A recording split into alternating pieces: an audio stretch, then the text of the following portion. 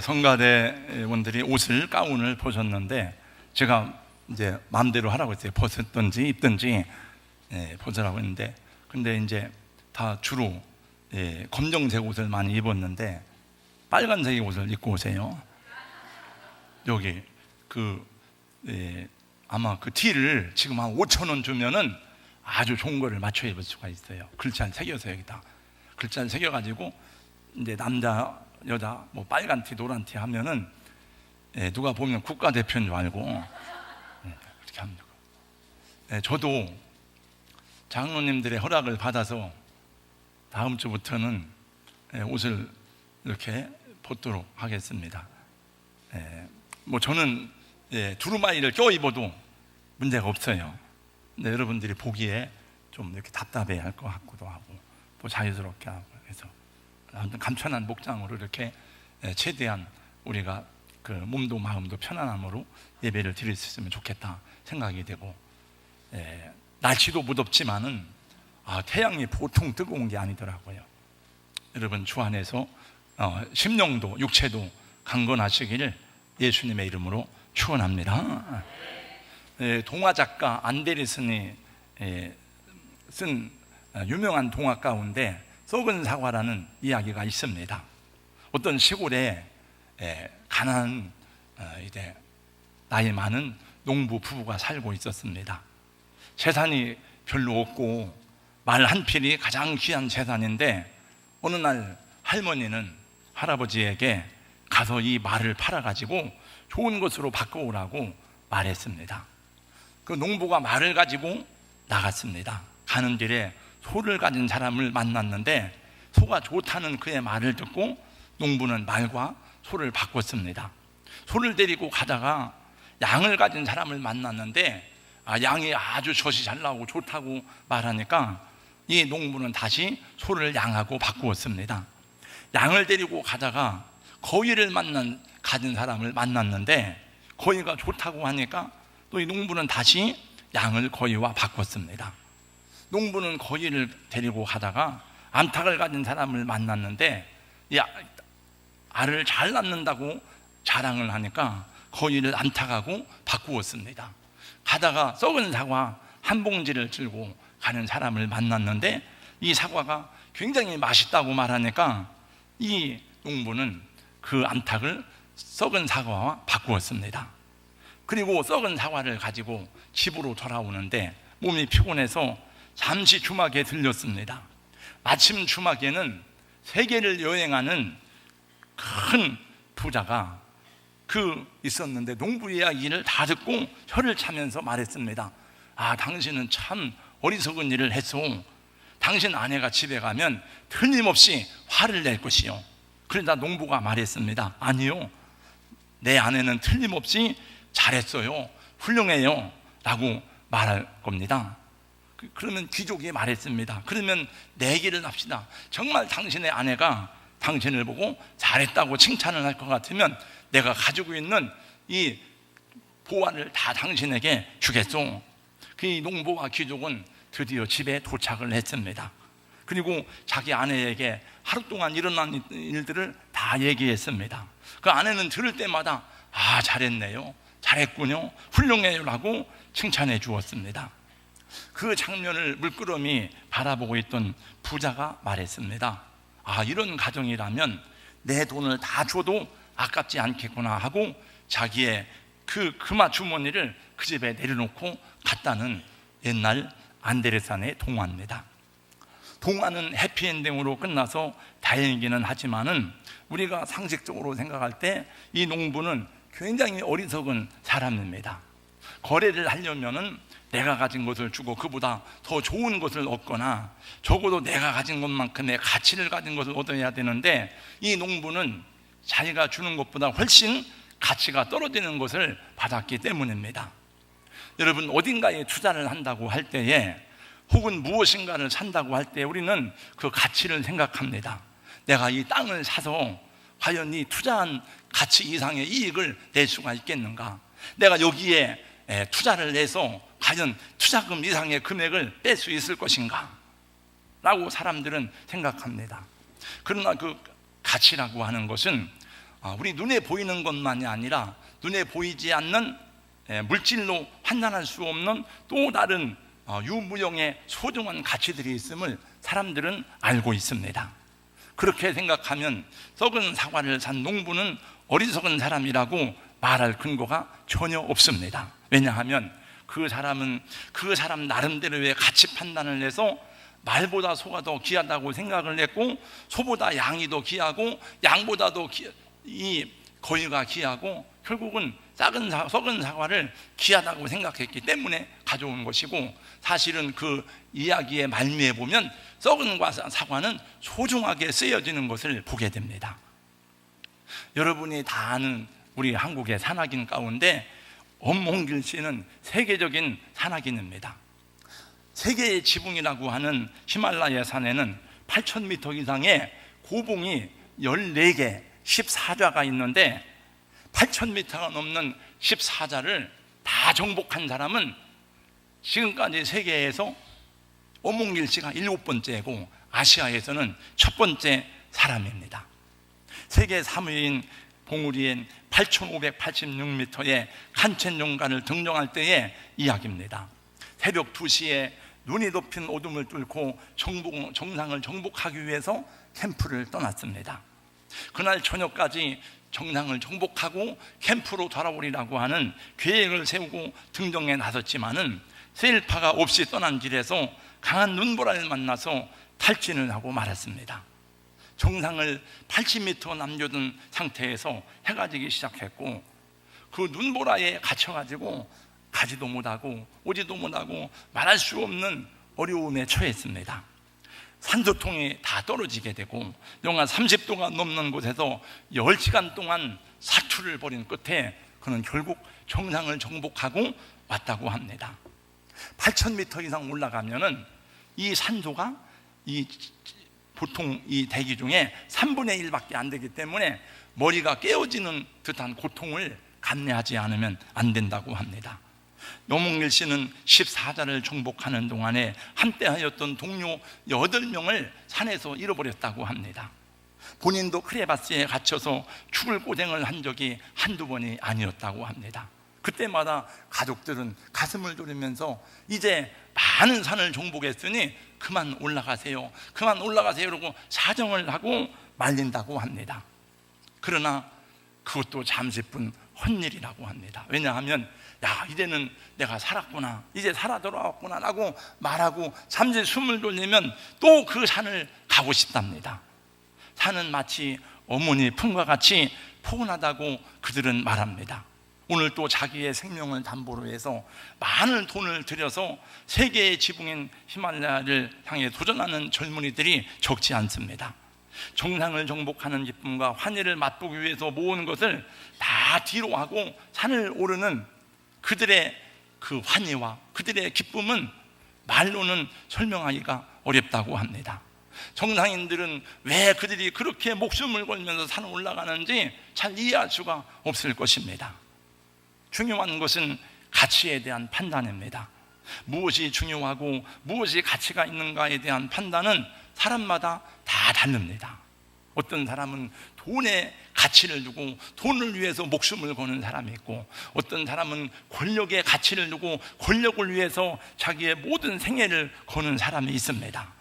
어떤 사람은 그것이 우리 가정에 얼마나 필요하느냐에 따라서 거기에 가치를 두기도 하고, 어떤 사람은 그냥 그게 좋아서 그 일을 하고 거기에 투자를 하는 사람도 있습니다.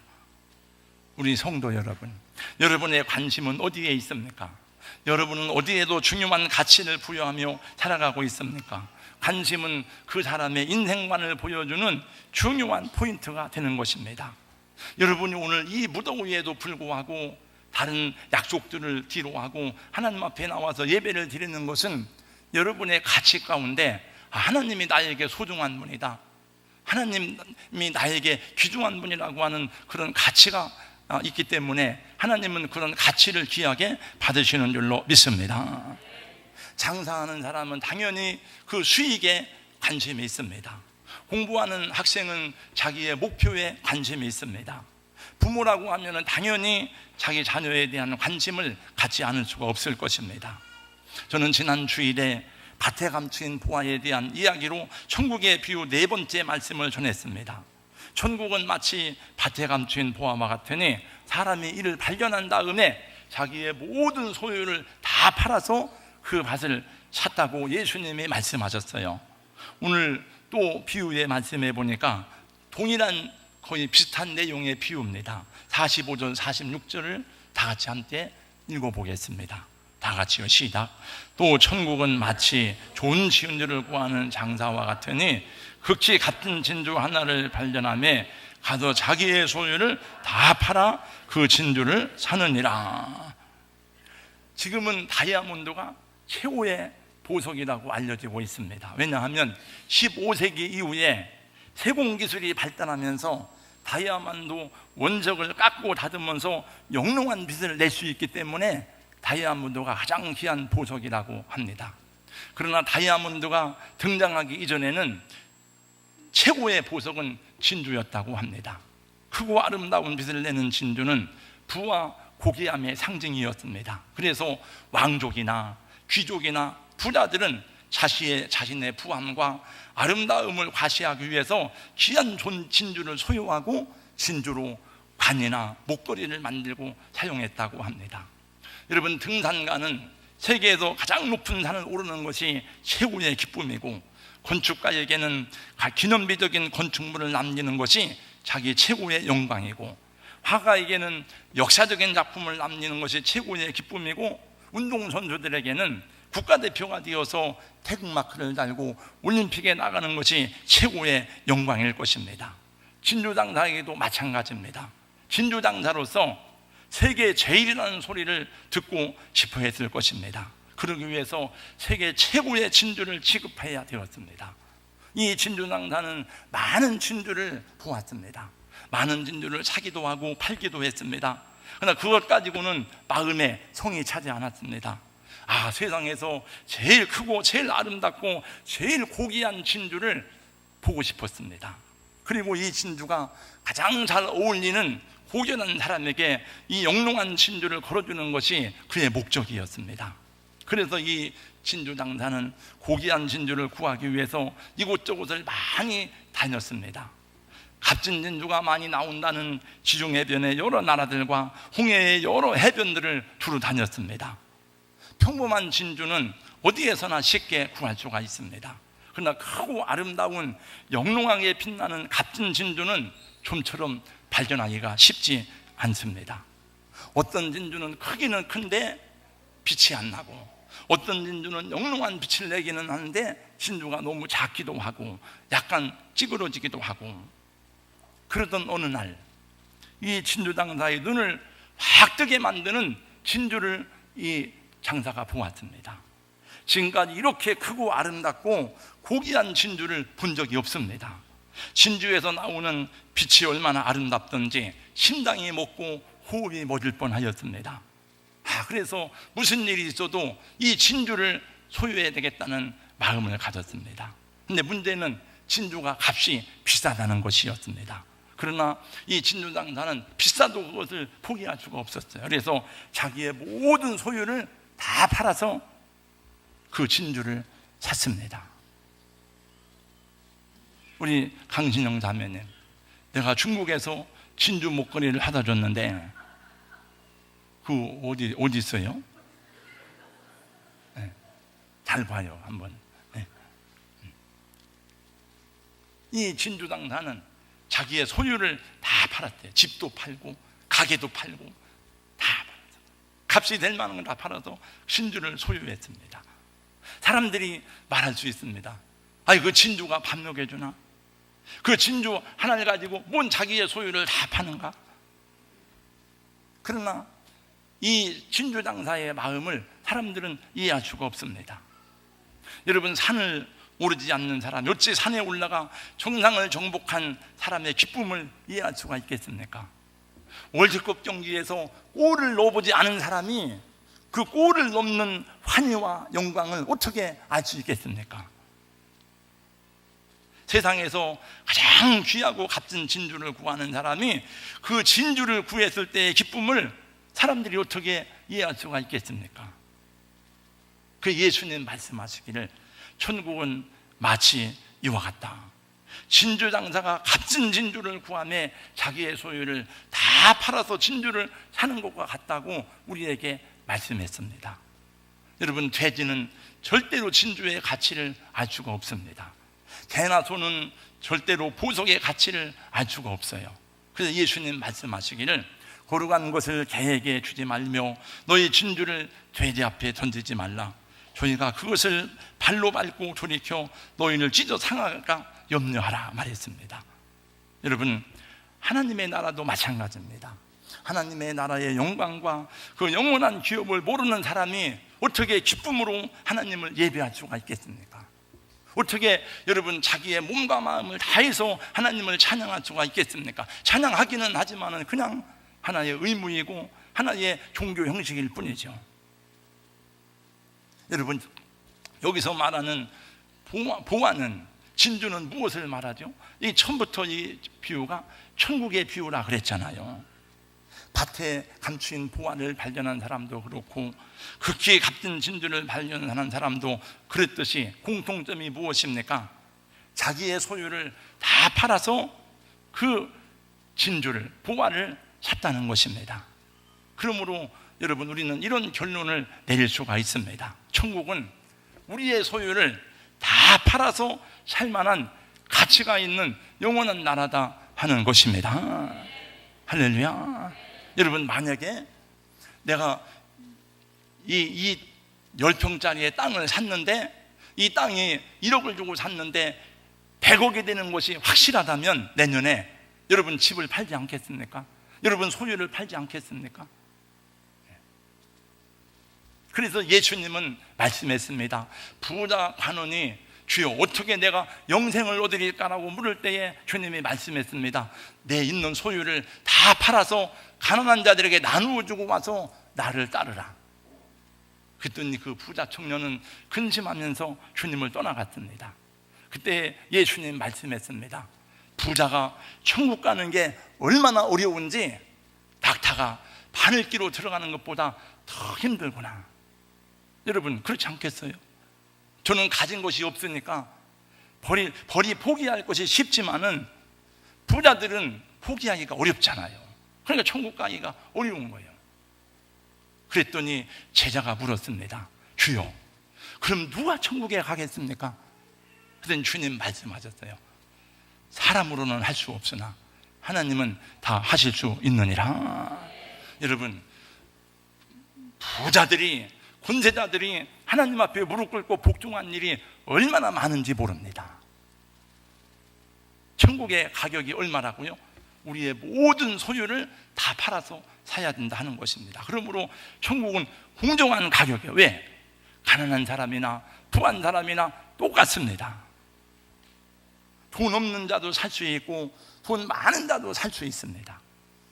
천국은 자기의 소유를 다 팔 수 있다는 믿음을 가진 자만이 얻을 수 있는 기쁨과 영광의 나라인 것입니다.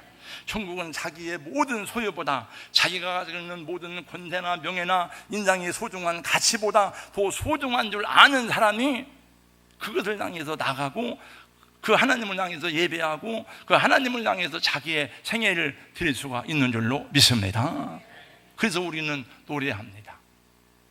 나의 영원하신 기업 생명보다 귀하다. 바울 사도는 그 모든 학문과 모든 철학과 지식을 배들무처럼 다 내려놓고 오직 예수를 바라보고 주님을 따랐던 모습을 보여주었습니다. 자기의 소유를 다 팔아 밭을 산 농부, 자기의 소유를 다 팔아서 값진 진주를 산 사람, 이들은 우연히 보양을 얻은 게 아닙니다. 이들은 운이 좋아서 횡재를 한 것이 아닙니다. 그들은 이 보화를 얻기 위해서, 이 진주를 얻기 위해서 자기의 소유를 다 팔았습니다. 사랑하는 성도 여러분, 천국은 우연히 찾아지고 만나지는 것이 절대로 아닙니다. 그 나라가 임하기를 사모하고 구하고 주님을 바라보는 사람에게 임하는 하나님의 은총의 나라인 줄로 믿습니다. 그러므로 천국의 가치를 아는 사람은 그 무엇과도 주님을 바꾸지 않는 거예요. 그 믿음 때문에 손해를 보고, 그 믿음 때문에 핍박을 받고, 그 믿음 때문에 고난을 받아도 그 믿음을 지키는 것입니다. 1930년대에 미국은 대공황으로 모두가 다 고통스럽고 힘든 시절을 보내고 있었습니다. 그 당시 조지 베버리 쉬어라고 하는 청년도 대학에 다니다가 너무 경제가 어렵고 힘들으니까 학교를 더 이상 다닐 수가 없었습니다. 그래서 자퇴를 하였습니다. 그러나 그에게는 선천적인 음악적 재능이 있었습니다. 마침 시카고 방송국에서 방송국 전속가들을 뽑는데 응모했다가 1500대 1의 경쟁률을 뚫고 시카고 방송국의 전속 가수로 뽑히게 되었습니다.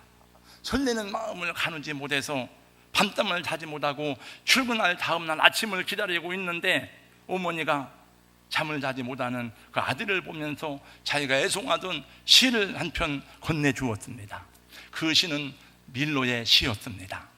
그날 밤 시어는 그 시를 읽으면서 큰 감동을 받았습니다. 그리고 떠오르는 영감을 따라서 그 시에다가 곡을 붙이기 시작했습니다. 그리고 곡을 붙이고 피아노 위에 올라가서 그 피아노를 치면서 그 선율을 따라서 노래를 부르기 시작했습니다. 주 예수보다도 귀한 것은 없네. 이 세상 부귀와 바꿀 수 없네. 다음 날 시카고 방송국에서 전화가 왔습니다. 오늘 아침에 출근하라는 전화였습니다. 그때 쉬어는 이렇게 대답했습니다. 죄송합니다. 저는 방송국에 나갈 수가 없습니다. 하나님이 저를 부르셨기 때문입니다. 그는 명예와 인기가 보장된 가수의 길을 기꺼이 포기하고 그때부터 빌리그람의 전도 집회에 전속 복음 가수가 되어서 가는 곳마다 이 찬송을 부르면서 하나님께 영광을 돌리게 되었습니다. 그 후 이 조지 베버리 쉬어의 찬송을 듣고 변화된 사람들이 얼마나 많은지 모릅니다. 1974년 한국의 엑스플로 대회 때도 이분이 와서 찬양을 하였다고 합니다. 그는 바울 사도와 같이 세상의 인기와 부요와 명예 대신에 예수 그리스도와 하나님 나라를 위해서 자신의 모든 소유를 하나님께 드렸던 것입니다. 내가 무엇인가를 포기한다는 것은 그것을 포기해서 얻게 되는 것보다 더 가치가 있다고 믿을 때에 그것을 포기할 수가 있는 것이죠.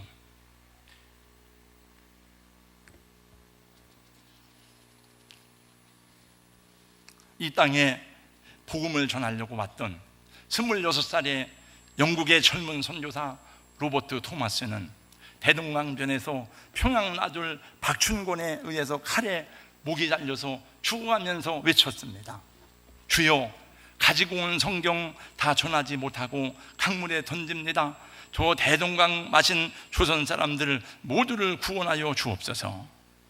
그는 세상을 떠났고 묘지 하나 비석 하나 없었지만은 그의 순교의 피 때문에, 그 피 흘린 이 땅에 주님의 복음 때문에 저와 여러분이 예수님을 믿고 구원을 받은 하나님의 자녀가 된 것을 생각할 때에 얼마나 은혜가 감사한지 모릅니다. 하나님이 저와 여러분을 이 죄악의 사슬에서 구원해 내신 것은 하나님이니까, 전능하신 분이니까 그냥 내가 너희를 구원한다 그러면 되겠지만은 그게 아니에요. 하나님은 자기의 모든 소유를, 가장 귀한 독생자 예수 그리스도를 십자가에 내어주심으로 여러분을 값주고 사신 줄로 믿습니다. 저는 제가 알고 있는 많은 선교사, 우리 교회 선교사님들을 비롯해서 여러 선교사들 가운데 이렇게 열심히, 이렇게 열정적으로, 이렇게 쉼 없이 사역하고 끊임없이 노력하고 하는 그런 사람 중에 오늘 아침에 그런 생각이요. 난 이렇게 열심히 하는 사람은 뭐 있겠지만, 더 그런 사람 있겠지만 못 본 것 같아요. 그 사람은 바로 여러분이 알고 있는 필리핀의 신명근 선교사입니다. 여러분, 우리 아리엘 찬양팀을 알 거예요. 까닭글란이 얼마나 먼지를. 2004년에 박진호 형제 그때 다녀왔습니다만 왜 한 번 가고 안 가요?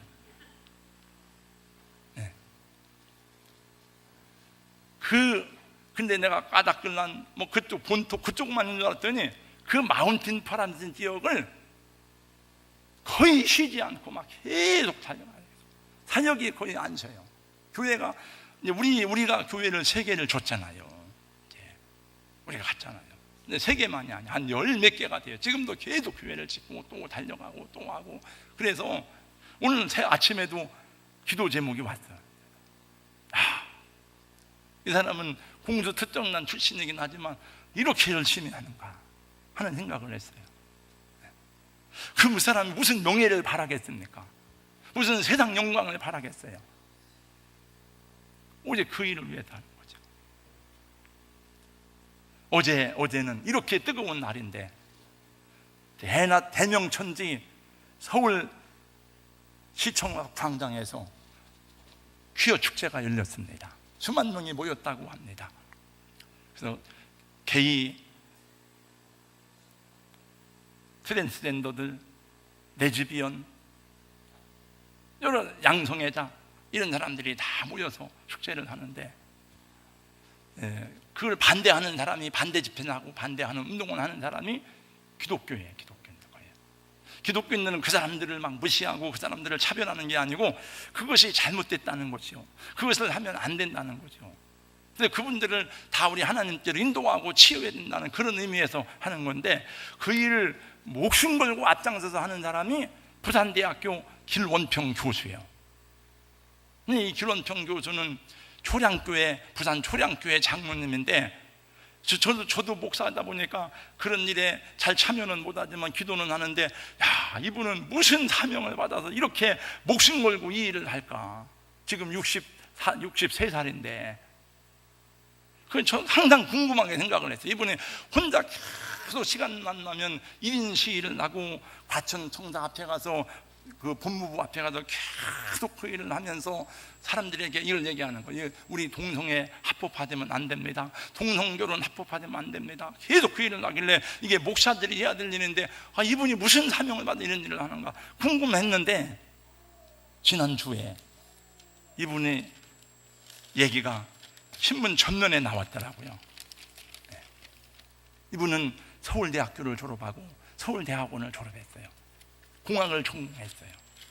그리고 캘리포니아 대학에서 이론 물리학으로 박사학위를 받았어요. 아주 젊은 나이에 박사학위를 받은 수재였는데 영적인 고뇌가 찾아왔어요. 자기가 공부는 많이 했지만 과학은 받았지만 영혼의 갈급함 때문에 영적으로 너무 어둡고 이 인생의 목적이 없는 삶 때문에 너무 힘들고 괴로워하고 방황했습니다. 그러다가 성경을 읽다가 주님을 만난 거예요. 그리고 자기 대학생들에게 열심히 전도하고 복음을 전하고 강의만 하는 게 아니야. 하다가 대학생 가운데 이런 일이 일어나고 있는 것을 보고 한국이 이렇게 되고 있는 걸 보고 이 일을 시작했는데 다 얘기는 하지만은 앞장서서 이 일을 목숨 걸고 하는 사람이 없는 거예요. 그러니까 이분이 등 떠밀리다시피 해가지고 이제는 벗어날 수 없을 만큼 이 일을 하게 되었다고 말하면서 자기의 마지막 사명은 복음 전하고 대한민국을 도덕적으로 살리는 거다 이런 일을 하더라고요. 편하게 대학 교수니까 그냥 편하게 먹고 살만 하잖아요. 그래서 제가 이런 걸 보면서 우리가 의식 없이 살면 안 되겠구나. 이렇게 범죄가 많고 이렇게 우상숭배와 죄악이 많은데 왜 하나님이 아직까지 이 땅을 보존하고 계신가? 여러분, 오늘 또 무릎 꿇어 기도하는 사람들 때문에 하나님의 나라와 의를 구하는 사람이 많기 때문에 하나님의 긍휼과 하나님의 은혜와 하나님의 사랑이 이 땅을 덮고 있는 줄로 믿습니다. 여러분, 알곡들 때문에 같이 살아가는 거예요. 그래서 예수 안 믿는 사람들도 예수 믿는 사람이 잘못하면 막 욕하는 거예요. 우리는 예수를 안 믿으니까 이렇게 살지만 너희들은 목사인데, 너희들은 교인인데 바르게 살아야지. 너희들이 더 바르게 살아야 나라가 유지되고 사회가 유지될 게 아니냐. 그래서 욕하는 거예요.